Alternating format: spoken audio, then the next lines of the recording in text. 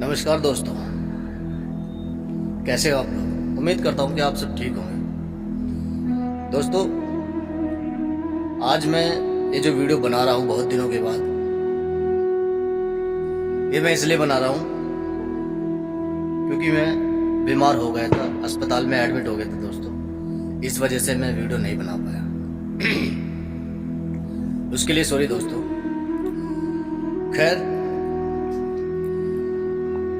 दोस्तों, आज का जो हमारा टॉपिक है वो टॉपिक है हमारा कि मरघट की कालिका को शांत कैसे करें। अब देखिए दोस्तों, हालांकि मरघट की कालिका कोई छोटी मोटी चीज तो है नहीं। वो देवी है, जगत की देवी है। इतनी आसानी से वो ना ही तो शांत बैठती और ना ही हटती। मगर अगर आपकी भक्ति में बल होगा और आपकी शक्ति में बल होगा तो वो शांत बैठ भी जाएगी और शांत तरीके से हट भी जाएगी। देखिए दोस्तों, मरघट की कालिका के जो उतारे हैं वो कई प्रकार के, कई तरीके से होते हैं। सात्विक उतारा भी किया जाता है और तामसिक उतारा भी किया जाता है।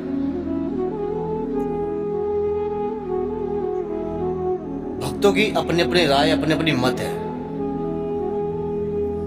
मगर दोस्तों, मरघट की कालिका अगर रोग में है तो वो आप याद रखना कि उसी भोग से या उसी भेंट पूजा से, भेंट से जाएगी जो वो लेकर आई है। अगर भोग लेकर आई है तो वही भोग देंगे अगर उसे, तो वो तभी हटेगी। और अगर जो बलि लेकर आई है वो बलि देंगे तो वो तभी हटेगी। तो इसका सीधा सा रास्ता दोस्तों यही है। कुछ लोग सोचते हैं, करते हैं, समझते हैं कि मरघट की कालिका को हम खींच पे उठा लेंगे, हम मसक चढ़ा कर उठा लेंगे, ऐसे उठा लेंगे। तो देखिए दोस्तों, अपनी अपनी मत है। मगर जहां तक मेरा मानना है, मरघट की जो कालिका है, बेशक वो रोग के रूप में हो, मगर वो एक फिर भी एक देवी है। आप अगर उसे उठाओगे, उसकी खींच मारोगे, तो हो सकता है कल को वो आपको नुकसान दे दे, चोट पहुंचा दे। और हाँ दोस्तों, पहली बात सबसे खास, जब भी आप कहीं ऐसे केस में जाएं, चाहे रोग में मरघट की कालिका हो या कोई भी हो, तो आपको ये मेरी सलाह है कि आप बिना गुरु के या बिना किसी अपने गुरु भाई के अकेले ना जाएं। क्योंकि देखिए दोस्तों, आप दूसरे की घरवत में जा रहे हो, दूसरे की धेली पे जा रहे हो, पता नहीं वहां क्या रोग है, क्या नहीं है, किसके जोड़े में क्या है, किसके जोड़े में क्या नहीं है। और आप वहां पे जाने के बाद, जाते के साथ ही आप हाथ डाल दो और कुछ कर दो, अपने जैसी कर दो, और वहां बात बिगड़ जाए तो क्या फायदा। हो सकता है आपको कोई नुकसान हो जाए। तो इसलिए मेरा कहना और मेरा मानना यह है कि जब भी आप किसी भी केस में जाए, कहीं भी जाए, अकेले बिल्कुल भी ना जाए। और रही मरघट की कालिका को शांत करने की बात, जो विधि है, जो उतारे हैं, वो आप अपने गुरु से, अपने गुरुजी से मालूम कर सकते हैं, पूछ सकते हैं कि गुरुजी ये चीज कैसे हटेगी, कैसे नहीं हटेगी। रहा हमारा सवाल, तो देखिए दोस्तों, सबके अपने अपने तरीके हैं। हम अपने तरीके से काम करते हैं, तुम अपने तरीके से काम करते हो, तुम्हारे जो गुरुजी हैं, हो सकता है उनका तरीका कुछ और हो, और आप हमारे तरीके से काम करने लगे और उसके बाद में आपको कोई नुकसान हो जाए, तो हम ये नहीं चाहते। इसलिए कभी भी किसी के बहकावे में नहीं आना। जो भी काम करो अपने गुरु से पूछ कर करना, अपने गुरु से सलाह लेकर करना, आशीर्वाद लेकर करना, और अपने गुरु से बताना कि गुरुजी मुझे जो है, मेरे पास ऐसा केस आया है, मुझे क्या करना चाहिए, क्या करना नहीं चाहिए, कृपया आप मुझे बताइए, कोई रास्ता बताइए। देखिए दोस्तों, बिना गुरु के इस दुनिया में कुछ नहीं है। अगर गुरु चाहे तो आपको आसमान में बिठा सकते हैं और गुरु चाहे तो आपको मिट्टी में मिला सकते हैं। ये एक सत्य वचन है। इतिहास गवाह है दोस्तों, जिसके सर पर गुरु का हाथ हुआ है वो आज तक किसी के सामने नहीं झुका। अपनी मर्जी से अगर वो किसी को आत्मसमर्पण कर रहा है या किया है या कर देगा, वो एक अलग बात है। मगर जिसके साथ गुरु की शक्ति हो ना दोस्तों, तो उसका कोई बाल भी बांका नहीं कर सकता। इसीलिए दोस्तों, मरघट की जो कालका है, देखिए छोटी मोटी देवी नहीं, छोटी मोटी चीज नहीं है, बहुत बड़ी देवी, जगत की देवी है। मेरी आपको यही राय है कि आप जहां भी आपको मरघट की कालका का काम करना हो या केस आए, पहली बात, आप कभी भी मरघट की कालका से, उस देवी से बहस मत करना। क्योंकि दोस्तों देखो, तुम उसके सामने कुछ भी नहीं हो, पहली बात। दूसरी बात, जो काम प्यार से हो जाते हैं वो काम बहसबाजी से नहीं होते। तीसरी बात, अगर मान लो तुमने बहसबाजी करके उसकी मसक चढ़ा भी दी, उसको खींच भी दिया, खींच मार भी दी, तो भी दोस्तों हो सकता है कल को वो आपका कोई नुकसान कर दे, आपको कोई चोट पहुंचा दे, आपके घर परिवार में, फैमिली में किसी को कोई नुकसान हो जाए।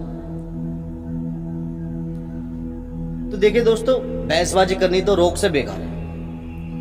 और सबसे बड़ी बात दोस्तों, जो काम प्यार से हो जाता है वो गुस्से से या बहसबाजी से नहीं होता। और सबसे खास बात दोस्तों, मरघट की कालका एक ऐसी देवी है, देखो वो माँ है, और कोई भी माँ अपने बच्चे को ज्यादा देर तक दुखी नहीं कर सकती या परेशान नहीं कर सकती। माँ, हम सब जो है उनके बच्चे हैं। मरघट की कालका एक पार्वती का ही रूप है और हम सब उनके बच्चे हैं दोस्तों। इसलिए जब बच्चा माँ से प्रार्थना करेगा तो माँ उसकी हर हाल में सुनती ही सुनती है। अब देखिए, गर्मा गर्मी में नुकसान दोनों तरफ से होता है। मान लो भगत का भी हो सकता है, या जिसके घर पे तुम इलाज करने जा रहे हो उसका भी हो सकता है कि वो जो कालका माई है, जिस घर में रूठ रही है, जिस घर में रोग के रूप में है, वो उनसे छिट्टा खा जाए और उनको और परेशानी दे दे, और आपका नाम बदनाम हो जाए कि भाई तुम इलाज करना आए थे, उल्टा और तुमने हमें ही फांस दिया। तो क्या होगा? आपका भी नाम खराब होगा, आपके गुरु का भी नाम खराब होगा, और साथ में आपकी इमेज भी घटेगी। तो दोस्तों देखिए, मेरा ये कहना है, कालका माई बहुत ही प्यारी और बहुत ही अच्छी देवी है। आप जितना उन्हें प्यार से मनाओगे, उनका भोग प्रसाद देकर, उतना ही आपके लिए और उन लोगों के लिए जो उनसे बहस करते हैं या उनको खींच मारने की, उठाने की बात करते हैं, भला होगा, फायदा होगा और बदनामी से बचे रहेंगे। क्योंकि देखिए दोस्तों, बदनामी से बचे रहेंगे, मैं ऐसा इसलिए कह रहा हूं क्योंकि कालका माई ऐसी देवी है जो आप उसको नहीं उठा सकते। जितने भी देवी देवता हैं, बड़े से बड़े देवी देवता जो है उनके साथ मिलकर काम करते हैं। और आप ये अच्छी तरीके से जानते हैं कि मरघट के अंदर जो है हर देवी देवता रोग बंद करता है, चाहे वो ऊत हो, पित्तर हो, देवी देवता हो, रह पांच हो, कोई भी हो, हर देवी देवता मरघट के अंदर रोग बंद करता है। मरघट की रानी है वो। तो आप एक बात बोलो, कैसे उठा लोगे उसे? नहीं उठा सकते। इसलिए दोस्तों, आज की जो मेरी वीडियो थी, आज का जो मेरा टॉपिक था वो यही था। अगर आपको मेरी बात जरा सी भी समझ में आई हो और आपको ये वीडियो अच्छी लगी हो, या इस वीडियो से आप जरा सी भी जानकारी लिए हो या समझे हो, तो इस वीडियो को प्लीज लाइक कर देना, शेयर कर देना, ताकि और भाई भी समझ सके और ऐसे ही वीडियो देखने के लिए चैनल को सब्सक्राइब करना और बेल आइकन है जो ये घंटिया बराबर में, इसे प्रेस करना, दबा देना, ताकि मेरी जो भी अगली वीडियो आएगी वो आपको सबसे पहले मिल सके देखने के लिए। चलता हूँ, फिर मिलूंगा मैं आपसे एक नई वीडियो के साथ। तब तक के लिए नमस्कार, धन्यवाद, जय बाबा कलवा।